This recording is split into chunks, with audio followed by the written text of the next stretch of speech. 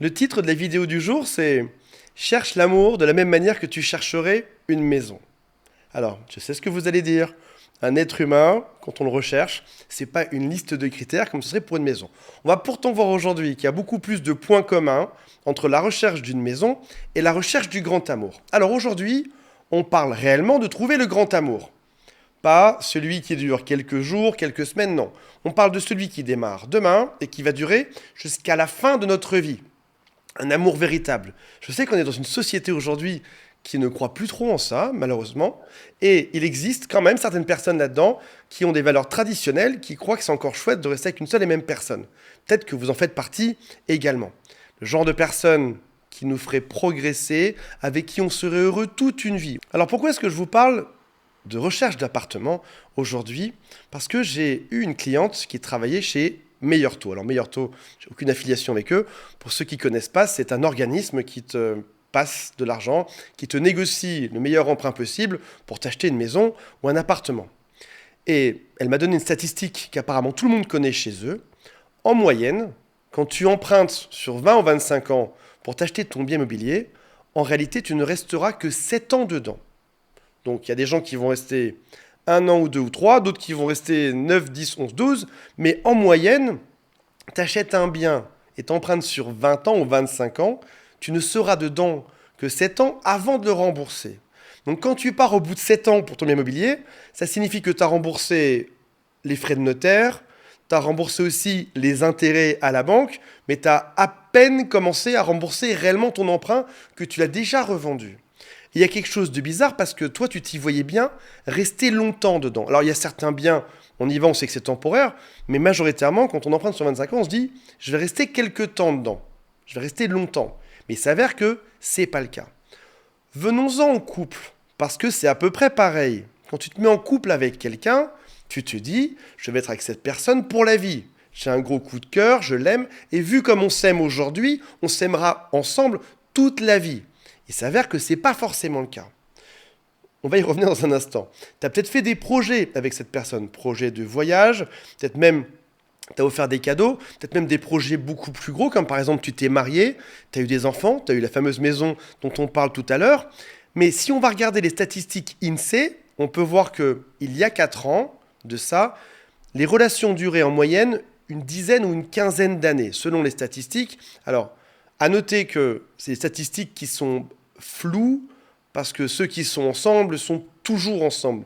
Il faudrait étudier cette population dans 100 ans pour pouvoir dire, il y a 100 ans, les gens restaient ensemble à telle durée. Là, ça bouge, ça progresse, donc ce sont toujours des estimations. Mais en tout cas, on voit que les gens restaient ensemble 10-15 ans en moyenne et non pas toute une vie. Donc quand tu achètes une maison pour la vie, tu te maries pour la vie, que tu te rends compte qu'en fait les statistiques disent autre chose, déjà il y a une forme de choc. Et les plus jeunes d'entre nous aujourd'hui restent en moyenne 4 ans et quelques. Donc c'est encore plus court. Un couple sur 2 divorce avant d'avoir fêté leurs 10 ans. C'est gigantesque. On se rappelle que dans les grandes villes françaises, on divorce à plus de 55%. Donc c'est plus que 1 sur 2. Et au moment de se marier, quand on passe à l'hôtel devant le curé à l'église, on pense que c'est les autres qui vont divorcer. On se dit, nous, toute la vie, on restera ensemble. Mais de la même manière que notre appartement, on l'a pris en se disant, toute ma vie, je resterai dedans. Ça a du sens de l'acheter aujourd'hui. Alors, si on voit que les couples ne durent plus une vie, et si jamais toi, ton truc, c'est que le couple dure le plus longtemps possible, il va falloir que tu aies certains critères de recrutement de cette personne-là. Je te donne quelques exemples. Un « je l'aime » ne sera pas suffisant si tu comptes rester à vie avec cette personne. Je l'aime sera juste l'un des prérequis. Ce sera la base. Je l'aime, donc je peux aller voir les critères d'après. Quel est son body count? Plus ton amoureux aura eu de partenaires dans l'intimité, plus c'est le signe qu'il y a des chances que le couple dure peu. Attends, je reformule. Plus il a eu d'expérience, plus il en aura. Toutes les études prouvent ça. Alors peut-être qu'il a eu 100 conquêtes dans sa vie et que la 100e c'est toi et il bouge plus après. Mais statistiquement, il y a plus de chances que s'il a eu 100 conquêtes, il y en a encore un paquet après toi. La fidélité, le profil psychologique, la communication avec un indice, les gens changent peu. Ils changent parfois, mais ils changent pas beaucoup.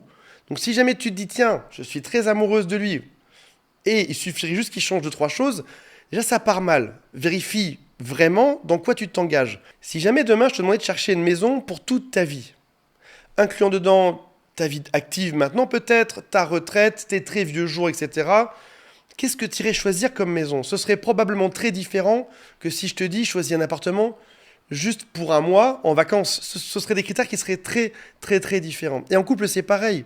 Alors, parfois, on a un coup de cœur sur un mauvais profil. Tu tombes amoureuse d'un homme, par exemple, qui n'a pas des antécédents de grande fidélité, qui n'est pas très sûr ou qui communique mal. Et tu as le droit d'avoir un coup de cœur dessus, sur un mauvais profil, ou en tout cas sur un profil qui serait dit risqué.